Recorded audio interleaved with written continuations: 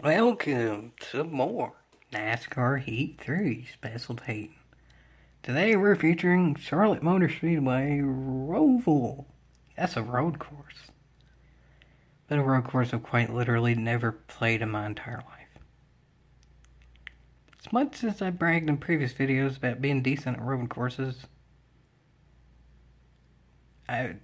any road course that I've never done before, it's a lot harder to be decent at that than any oval, no matter what the talent level is on it. I'll say that. I do not know what I'm doing here. I know the general strategy of how to do turns on a road course, but I don't exactly know in general what these turns will be. I know that final turn because, well, Jamie Johnson doesn't, but that's about it. Yeah, wish me luck, folks, because I'm gonna need it. Probably more than any other race I've done so far. But at least some of the previous races we're showing, it's not 100% completely, really, and truly luck-based. There is slight skill in wreck avoidance. Granted, no matter how good of skill you have in wreck avoidance, some of the wrecks you can't avoid, but, well, that's like it is in real NASCAR, too. So, the amount of wrecks skill-based versus luck-based, yeah, it's less than real NASCAR, but at least there is somewhat of a skill gap. I'm racing at a course I've never raced at before, and I'm starting in 17th out of 9. This is pretty much the last of 10th. Last of 10th challenge. Last of top 10 challenge. I don't know what I'm doing. I'm scared. Honestly, I'm quite scared. Wow.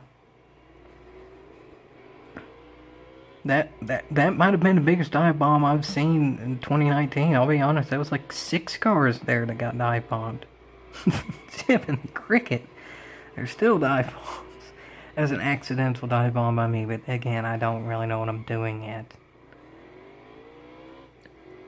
Yeah, that's 2-lap race and I don't know what I'm doing. But I have gained spots.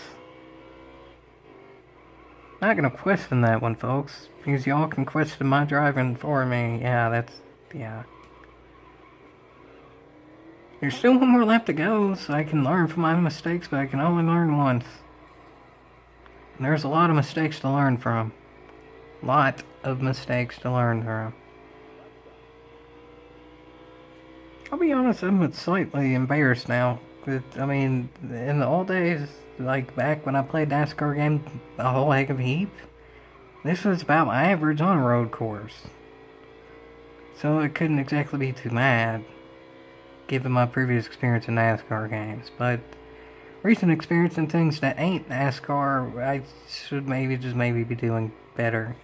I'm saying there's a lot of people doing a bit worse, and yeah, that was a little bit of a dive bomb by me, and I feel slightly bad about it, but I did get some slight karma about that too. Somehow I'm still in 11th, 10th, 9th. I'm still in 9th. How in the blue places I'm at 9th? And I've still wrecked in like 1 in every 2 turns.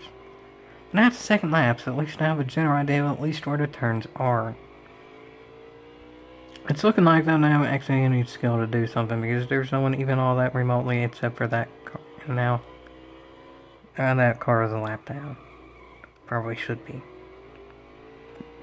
Yeah, I'm gonna need a whole heck of a heap of skill, but actually, so far, I'll admit, my learning curve for this track isn't as bad as I thought.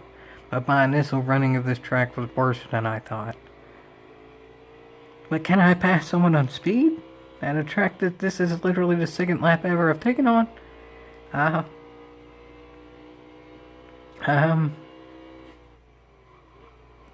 Okay, yeah, that was a little bit of a dive bomb, but I made the turn, so that car actually braked too early. I'll admit that. I took that turn at a speed that I thought I could make the turn, and well, I made the turn, so. Yeah, I dive bombed that car, but just because it braked early. So I don't feel bad about that. Let's see what I can do here, folks. I took that turn actually quite well, and holy snikes. I hate to say this, folks, but this was actually the first race in which I passed more cars on speed than passed me on speed. It only took a road course for that to be done, but this is also a road course, again, I've never actually raced on before. And even on my second lap, I was actually able to learn it pretty well and look like I actually kind of know what I'm doing.